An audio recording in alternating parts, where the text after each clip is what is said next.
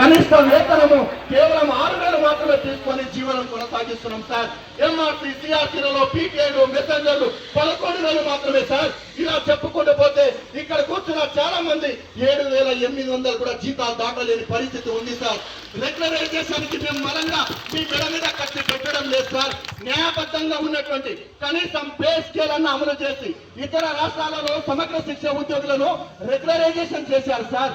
ఇప్పుడు నేను ఆర్థిక పరిస్థితులను దృష్టి పెట్టుకొని ముందుగా తక్షణమే రెగ్యులరైజేషన్ అన్న చేయాలి. లేని పే స్కేల్ అమలు చేసి ఇంతమంది ఉద్యోగులు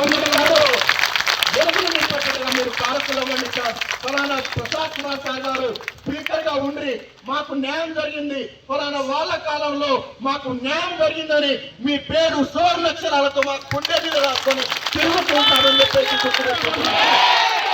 మీరు తెలంగాణ ఉద్యమంలో ఇక్కడ కూర్చున్న వాళ్ళందరూ కూడా వీరోచితంగా కొట్లాడారు సార్.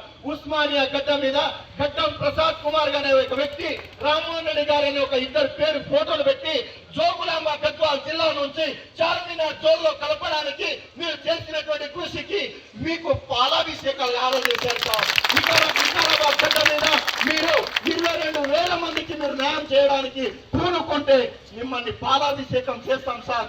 మేము మీకు మీ యొక్క పేరుని మా గుండెల్లో చిరస్థాయిగా మేము నిలబెట్టుకుంటాం సార్. ఇది బాధతో మాట్లాడుతున్న మాటలు కాదు, మాటలు సార్. ఏదో అర్ధనాటంలో కొంచెం కోరికలు మాత్రం కాదు సార్.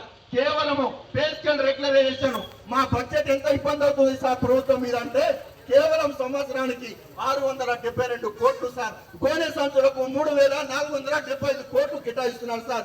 అంత దరిద్రమైనటువంటి భావజాల భక్తితో మా బతుకులు బతికిస్తున్నాం సార్. దయచేసి మీరు పూర్తి స్థాయిలో మానవత్వంతో ఆలోచన చేసి ఆ దిశగా మీరు కొనసాగించాలని ప్రత్యేకంగా మిమ్మల్ని కోరుతూ ఉన్నాం సార్. కేవలం 10 సెకండ్లు మాత్రమే మా మహిళా ఉద్యోగిరాలు మాట్లాడతారు సార్. ఏమనుకోదు సార్. తీసుకోదలుచుకోలేదు. మనకి ఇండియాకి ఇండిపెండెన్స్ వచ్చింది కాంగ్రెస్ ప్రభుత్వం ఉన్నప్పుడే, తెలంగాణ ఇచ్చింది కాంగ్రెస్ ప్రభుత్వం ఉన్నప్పుడే, కూడా కాంగ్రెస్ ప్రభుత్వం చేస్తుందని రిక్వెస్ట్ మీరు కన్సిడర్ చేయాలి sir. Please sir, I don't want to waste your valuable time. Thank you sir.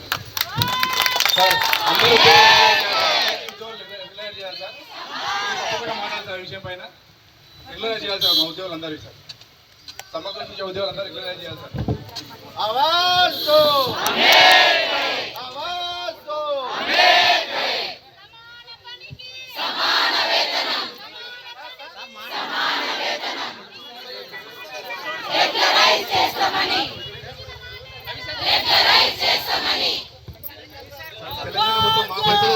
మన కార్యక్రమాన్ని ఉద్దేశించి గౌరవ స్పీకర్ గారు ఒక్క నిమిషం మనల్ని భరోసా ఇచ్చి ఆ దిశగా ప్రభుత్వంలో ఉండి మనకు న్యాయం చేసే విధంగా ఆలోచన చేయాలని నేను కోరుతాం.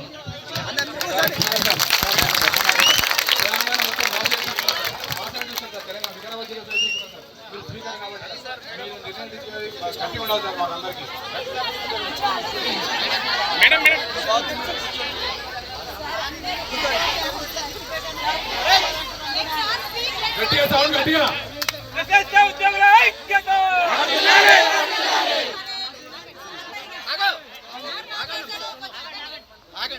అందరు నిశ్శబ్దంగా ఉండాలి.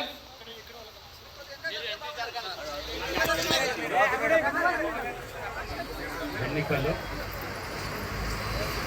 మీకే కాదు, తెలంగాణలో జరుగుతున్న అన్యాయాల గురించి వీళ్ళకి చూసి అందరికీ న్యాయం చేసినట్టు ఆ రోజు చెప్పడం మీకు కూడా శాంతిభావం నేను ఆ రోజు మీకు కల్పడం జరిగింది. కానీ తెలంగాణ వచ్చిన తర్వాత ఈ రాష్ట్ర ముఖ్యమంత్రికి మీకు అవకాశం రేవంత్ రెడ్డికి ఇచ్చిన తర్వాత, నాకు స్పీకర్కి అవకాశం ఇచ్చిన తర్వాత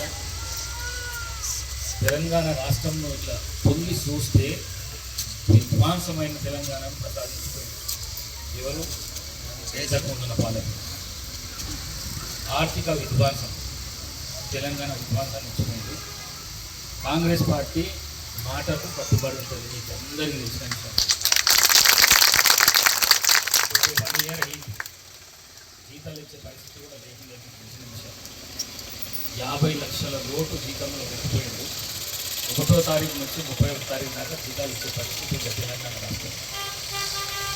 మీరు తెచ్చుకున్న ముఖ్యమంత్రి, మీరు తెచ్చుకున్న ప్రభుత్వం ఇవాళ జీతం ఫస్ట్ తారీఖు వచ్చే విధంగా తీసుకొని వచ్చేది మెల్లమెల్లగా.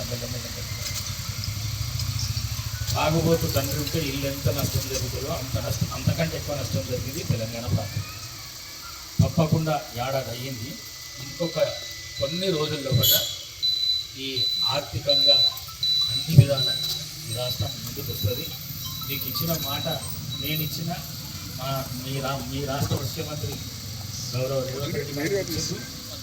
మీ స్టేట్ నాయకులు ఎవరన్నా ఉంటే 29వ తారీఖు పొద్దున నా దగ్గర పంపిస్తే నేను మీ తరఫు నుంచి ఉన్న డిమాండ్లను 4 లెటర్ మీద రాసి సీఎం అపాయింట్మెంట్ తీసుకొని